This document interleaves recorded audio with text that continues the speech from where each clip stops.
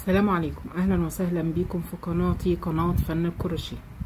مرحبا بكم في فيديو جديد لكل محبي الكروشيه. النهارده ان شاء الله في الفيديو هكمل الوردة الروز فلاور. انا عملت الجزء الاول، الشكل اللي انتوا شايفينه ده معاكم في الفيديو. في الجزء الاول هسيبه في صندوق الوصف لو حابين تشوفوا الفيديو علشان تشوفوا احنا عملنا الشكل ده ازاي. النهارده ان شاء الله هنكمل الفيديو، هنكمل الورده بتاعتنا ازاي. بس قبل ما نبدا الفيديو ما تنسيش تعملي لايك وتشتركي في القناه عشان يوصلك كل جديد. ما تنسوش كمان تعملوا كومنت وتقولوا لي رايكم في الورده، واللي مش عارفه تكتب ايه في الكومنت وتصلوا على النبي في الكومنتات ونكسب ثواب كلنا. يلا نبدا ونشوف هنكمل الورده بتاعتنا ازاي. بعد ما خلصنا البتلات وده كان شكلها، هنبدأ نكمل وهنجيب الخيط اللي باللون الأخضر وهندخل فيه المربع. أول مربع بعد ما خلصنا البتلات هندخل وهنسحب الخيط اللي باللون الأخضر وهنرتفع 3 سلاسل، 1 2 3. وبعد كده هنشتغل عمود بلفة في نفس المربع.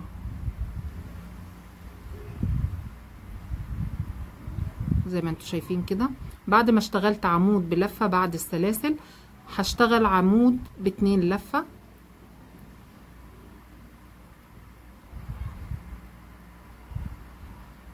وهشتغل كمان عمود ب2 لفة،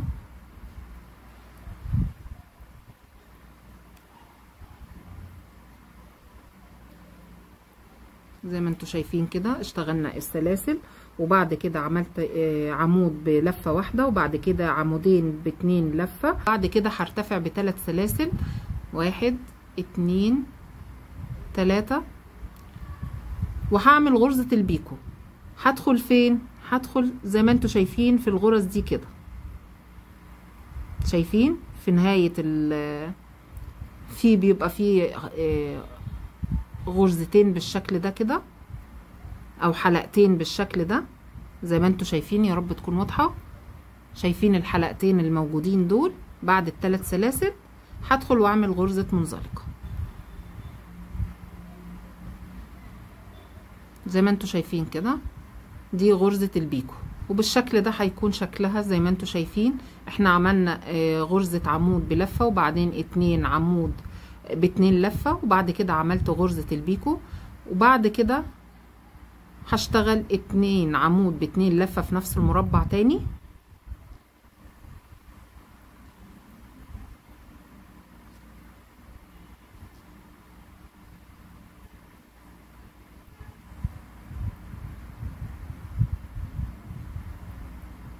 كده عملت 2 ب2 لفة، وبعد كده هعمل عمود بلفة واحدة في نفس المربع زي ما واضح كده. يعني بدأنا بعمود بلفة، وبعدين نهينا بعمود بلفة، وفي الوسط ال4 عمود ب2 لفة، وفي وسطهم البيكو زي ما انتوا شايفين كده. بعد كده هرتفع 2 سلسلة، 1 2، وهدخل في نفس المربع واعمل غرزة حشو زي ما انتوا شايفين. ده هيكون شكلها.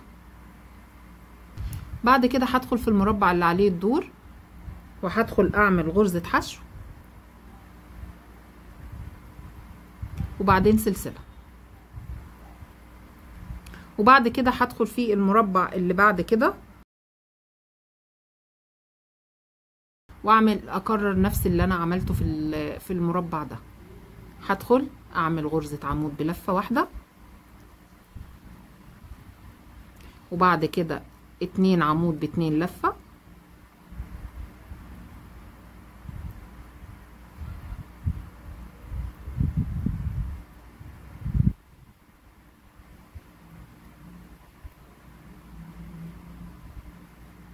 بعد كده هرتفع 3 سلاسل واعمل غرزة البيكو. هدخل في الحلقتين دول وهسحب الخيط واطلع بغرزة منزلقة، وبعد كده هرجع تاني اعمل 2 عمود ب2 لفة في نفس المربع،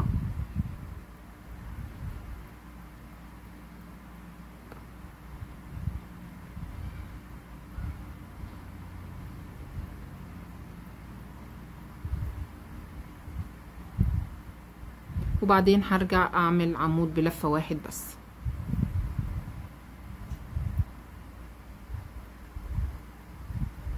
زي ما انتوا شايفين كده. وبعدين هعمل 2 سلسلة وهدخل في نفس المربع واعمل غرزة حشو زي ما واضح كده. ده هيكون شكلها. هنكمل بقية المربعات اللي معانا كلها لغاية النهاية، وهنرجع نشوف هنعمل الوردة ازاي بالشكل ده. بعد ما خلصنا كل الوردة فاضل اخر مربع عندي، هدخل اعمل فيه غرزة حشو وارتفع سلسلة واقص الخيط.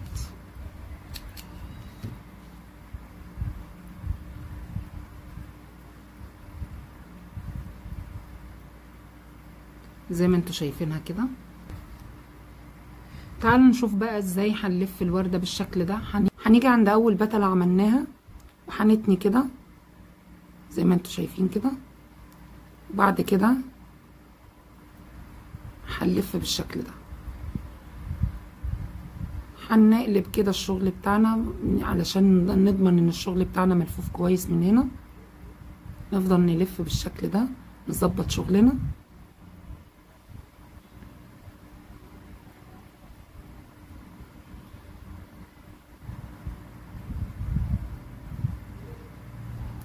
هنفضل نلف لغاية ما نخلص كل الوردة معانا.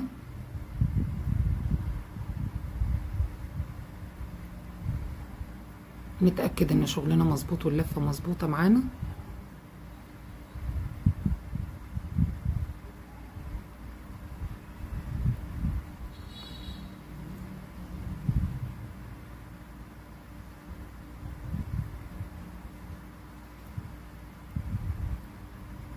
بعد كده هنكمل بقى ورق الشجر اللي عملناه. بعد كده هنكمل بالطريقة دي كده لغاية ما نوصل لنهايتها خالص وخلصنا. وبالشكل ده طبعا هنثبت بقى بالخيط من هنا كده بالإبرة والخيط بإبرة التنظيف. هنثبت بقى الوردة بالشكل ده من هنا كده بإبرة التنظيف. وده كانت الوردة بتاعتنا النهاردة زي ما انتوا شايفين شكلها بالشكل ده. نظبط شغلنا كده زي ما انتوا شايفين. وده كان الشكل النهائي للوردة. ممكن تستخدميها اكسسوار او تحطيها على كليبس للشعر. ممكن تعمليها كمان اصغر، عدد اصغر من كده، وتعمليها حجمها يكون اصغر من كده وتستخدميها ككليبس، تحطيها على كليبس توكة للشعر.